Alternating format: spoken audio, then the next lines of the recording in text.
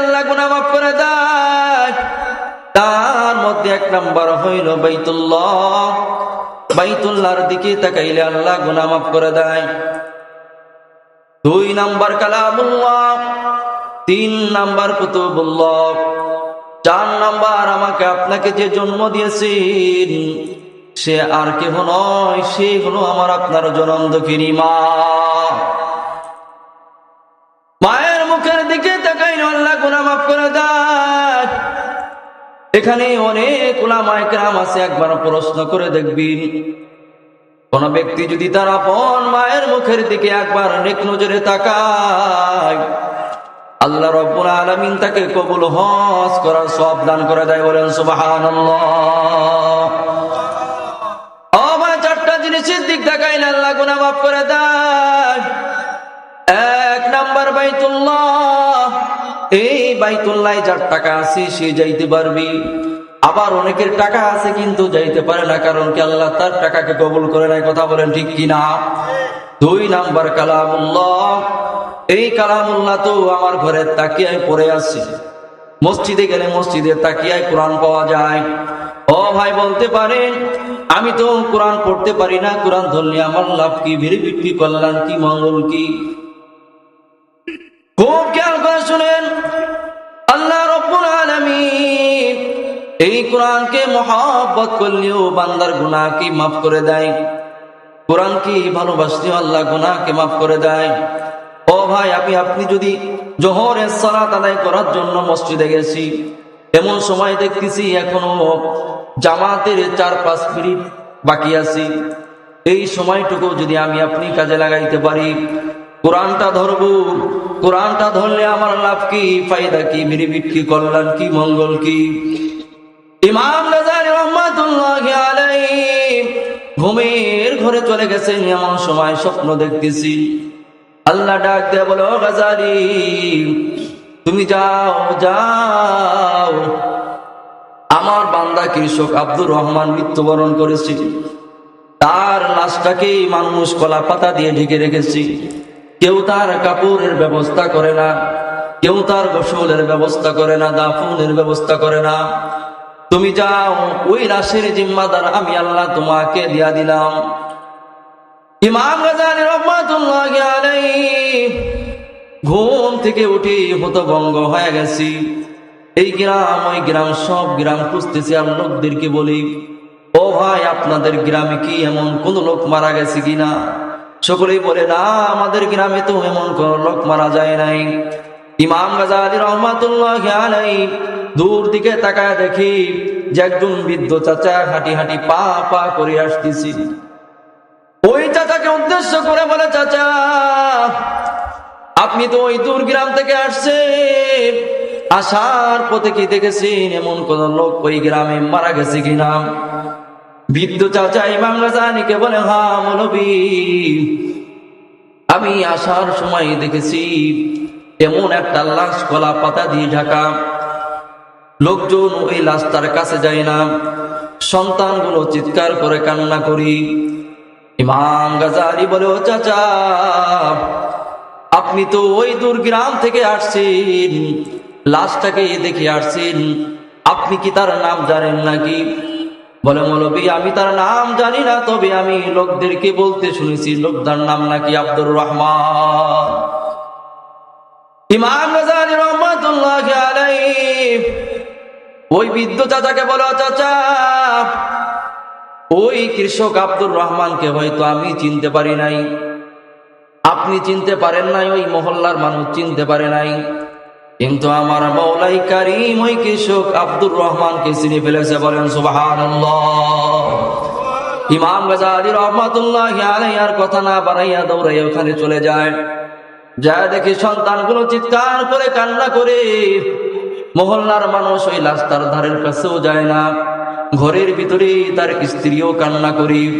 বড় সন্তানকে ডাক দেয়া বলে, সন্তান, পকেট থেকে অর্থ বের করে দেয়া বলে, যাও কাপড় কিনে নিয়ে আসো। তিনি নিজে গোসলের ব্যবস্থা করলেন, দাফন কাফনের ব্যবস্থা করলেন।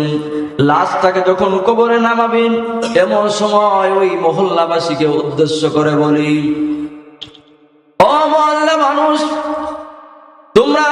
কথাটা শোনো, আজকে যা লাশটাকে আমি কবরে নামাইলাম, আমি গাজালি গ্যারান্টি দিতে পারবো না আমার কবরটা জান্নাতের বাগান হবে কিনা, আমি জান্নাতি হব কিনা।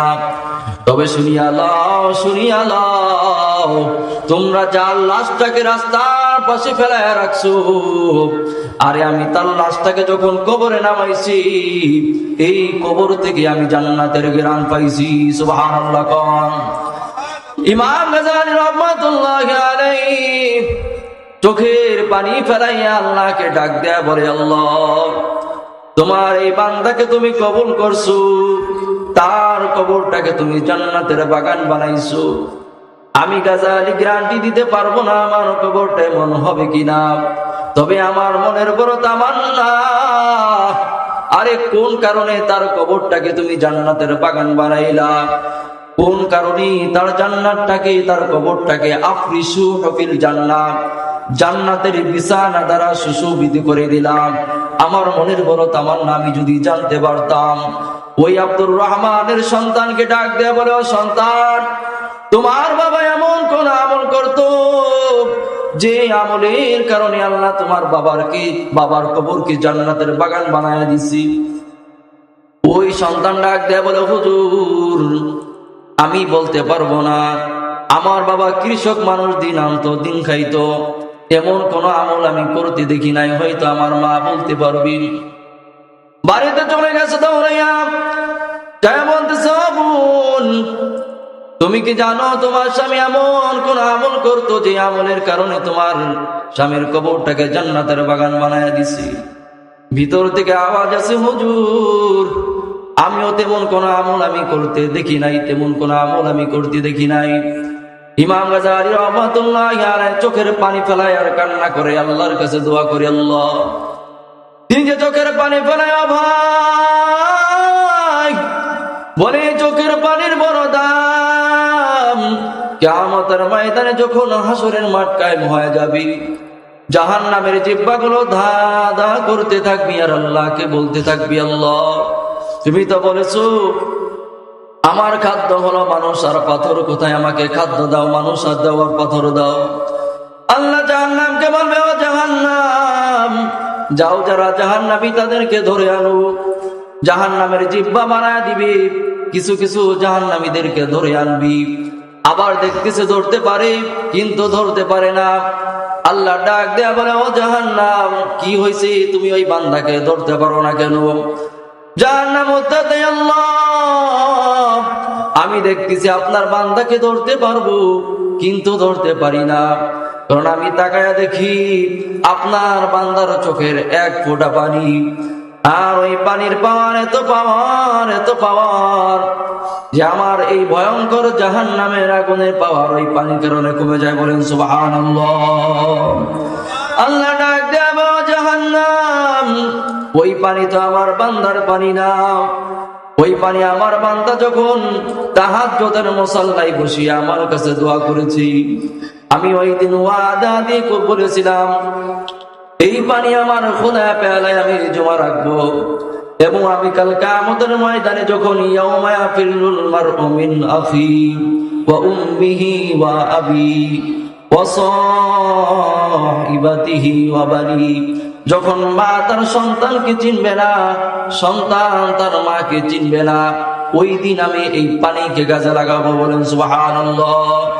ইমাম গাজ্জালী রাহমাতুল্লাহি আলাইহি তাকায়া দেখি যে ঘরের ভিতরে বসবাস করি, ওই ঘরে যে চালটা আছে চালটাও ফোটা। ইমাম গাজ্জালী রাহমাতুল্লাহি আলাইহি আল্লাহকে বলে, আল্লাহ, এত গরিব মানুষ, এত কষ্টে দিন কাটাই, এমন একজন ব্যক্তিকে আপনি কবুল করেছেন, জানি না কোন আমলের কারণে তার কবরটাকে আপনি জান্নাতের বাগান বানাইলেন। ভিতর থেকে উত্তর দেয়, হুজুর, আমি এমন কোন আমল করতে দেখি নাই, তবে আমার স্বামী যখন বাড়িতে আসতো, ওই যে পুকুর আছে ওখান থেকে অজু বানাইতো, অজু বানাইয়া ঘরের ভিতরে ঢুকে, ঘরের ভিতরে একটা তাকিয়ার মধ্যে একটা কোরআন আছে, কোরআনটাকে তিনি নামাইতেন, কোরআনটা নামাইয়া তিনি আয়াতগুলার নিচে হাতটাকে দুলাইতে থাকতেন। আমি বলতাম, বললাম, ও স্বামী, আপনি তো কোরআন পড়তে জানেন না, তাহলে আপনি কোরআন ধরেন কেন? আপনি কোরআনকে মহব্বত করেন কেন? ইমাম গাজ্জালী রাহমাতুল্লাহি আলাইহি বলে, তখন তিনি কি উত্তর দেয়? তিনি বলেন, তখন আমার স্বামী বলেন যে কোরআনকে আমি পড়তে পারি না, কোরআনকে আমি তেলাওয়াত করতে পারি না, তবে এই কোরআনকে মহব্বত করতে ভালোবাসতে আমার অনেক ভালো লাগে। তখন ইমাম গাজ্জালী বলে, আল মারউ মা'a মান আহাব্বা। নবীজি বলেন, আল মারউ মা'a মান আহাব্বা, যার সাথে যার মহব্বত তার সাথে তার কিয়ামত। সুবহানাল্লাহ। ইমাম গাজ্জালী রাহমাতুল্লাহি আলাইহি এই কোরআনকে মহব্বত করার কারণে আল্লাহ তার কবরকে জান্নাতের বাগান বানায়া দিছি।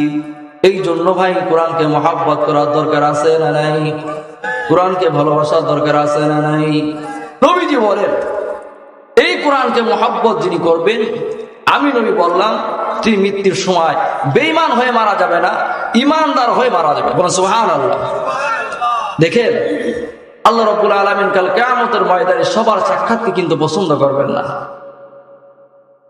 আমরা সকলেই জানি যে মৃত্যুবরণ করব। কুল্লু নাফসিন যায়কাতুল মাউত সুম্মা ইলাইনা তুরজাউন। অর্থাৎ আল্লাহ রাব্বুল আলামিনের কাছে আমাকে আপনাকে সকলকে প্রত্যাবর্তন হতে হবে। এটা বিশ্বাস করেন তো, যে আল্লাহর সামনে দাঁড়াইতে হবে? আল্লাহ রাব্বুল আলামিন বলে, রাসূল সাল্লাল্লাহু আলাইহি ওয়াসাল্লাম ইরশাদ করেন যে কিয়ামতের ময়দানে আল্লাহ রাব্বুল আলামিন সকলের সাক্ষাৎকে পছন্দ করবেন না, সবার সাক্ষাৎকে আল্লাহ তাআলা পছন্দ করবেন না। মা আয়েশা রাদিয়াল্লাহু তাআলা আনহা রাসূলকে বললেন, ইয়া রাসূলুল্লাহ, ইয়া হাবিবাল্লাহ, আপনি যে হাদিসটা আমাদেরকে শোনাইলেন, এই হাদিসের ব্যাখ্যাটা আমাদেরকে একটু ভালো করে বুঝায়া দেন। নবীজি বলে, ইন্নাল মুমিনা ইযা হাদারাহুল মাউত, যখন ঈমানদার মৃত্যুবরণ করে তখন আল্লাহ রাব্বুল আলামিন তাকে দুইটা সুসংবাদ দেয়। বলেন সুবহানাল্লাহ। নবীজি বলে, ইন্নাল মুমিনা ইযা হাদারাহুল মাউত, কিয়ামতের ময়দানে যখন একজন ঈমানদার মৃত্যুবরণ করবে, সর্বপ্রথম একজন ঈমানদারকে সুসংবাদ দেওয়া হবে। ঈমানদারকে বলা হবে, বিরিদওয়ানিল্লাহ, ঈমানদার, চিন্তা নাই, চিন্তার কোনো কারণ নাই, কারণ আল্লাহ তোমার উপর সন্তুষ্ট। ঈমানদারকে 2 নম্বর সুসংবাদ দেওয়া হবে, অকারামাতিহি, ঈমানদার টেনশন করো না, চিন্তা করো না, আল্লাহ রাব্বুল আলামিন কবরে এবং হাসরে তোমাকে সম্মানিত করে। বলেন সুবহানাল্লাহ। একজন ঈমানদার যখন মৃত্যুবরণ করবে তাকে 2টা সুসংবাদ দেওয়া হয়। 1 নম্বর সুসংবাদ, আল্লাহ তোমার উপর সন্তুষ্ট। 2 নম্বর সুসংবাদ, ঈমানদার তুমি চিন্তা করো না, আল্লাহ রাব্বুল আলামিন কবরে তোমাকে সম্মানিত করবে, হাসরের ময়দানেও সম্মানিত করবে। ঠিক একই ভাবে একজন বেঈমান যখন মৃত্যুবরণ করবে, বুশরা বিউকুবাতিহি, রাসূল বলেন, যখন বেঈমান মৃত্যুবরণ করে বেঈমানকে দুঃসংবাদ দেওয়া হয়, ওয়া আযাবিল্লাহ, কবরে তোমার আযাব হবে, এই দুঃসংবাদ দেওয়া হয়। হাসরের ময়দানে তোমার আযাব হবে, এই দুঃসংবাদ দেওয়া হয়। নবীজি বললেন, যখন কোন ঈমানদার দুনিয়ার মধ্যে অচেতন অবস্থায় থাকে, তিনি এখনো মৃত্যুবরণ করে নাই, আরে মৃত্যুর অতি নিকটে চলে আসছে, আল্লাহ রাব্বুল আলামিন তখন বলেন, ফালাইসা শাইউন আহাব্বা ইলাইহি মিম্মা আমামা, ওই বান্দাকে তখন ওই 2টা সুসংবাদ মৃত্যুর আগে থেকেই জানিয়ে দেওয়া হয়। বলেন সুবহানাল্লাহ। এই জন্য এটা আওয়াজ করে বলেন দেখি, ঈমানদার হয়ে মৃত্যুবরণ করার দরকার আছে না নাই? ঈমান নিয়ে কবরে যাওয়ার দরকার আছে না নাই? ঈমান নিয়ে যদি কবরে যেতে হয়, তাহলে সর্বপ্রথম আল্লাহকে সন্তুষ্ট করতে হবে, নবীর আদর্শ মানতে হবে, নবীকে খুশি করতে হবে। ও ভাই, দুনিয়া থেকে তো সবাই বিদায় নেয়, বলে একজন কুকুর মৃত্যুবরণ করবে, একটা পশু মৃত্যুবরণ করবে, একটা কুকুর এবং সাধারণ একটা প্রাণীর মতো যদি আমার আপনার মৃত্যু হয়, তাহলে মুসলমানের ঘরে জন্ম নিয়ে তো কোনো লাভ হলো না। কেমন মৃত্যু আমরা চাই? বনি ইসরাইলের জামানায় একজন ব্যক্তি, তিনি তার মৃত্যুর সময় যখন অতি